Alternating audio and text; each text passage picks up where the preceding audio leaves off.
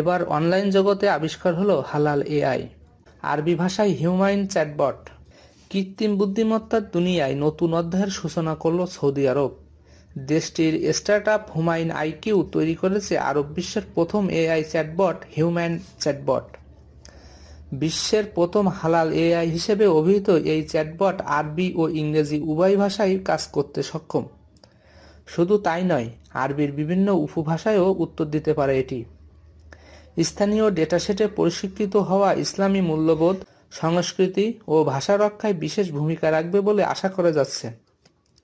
প্রতিষ্ঠানটির প্রধান নির্বাহী জানান, আমাদের লক্ষ্য হলো এমন একটি এআই তৈরি করা যা প্রযুক্তিগতভাবে উন্নত হলেও ধর্মীয় ও সাংস্কৃতিক মূল্যবোধকে সম্মান করবে।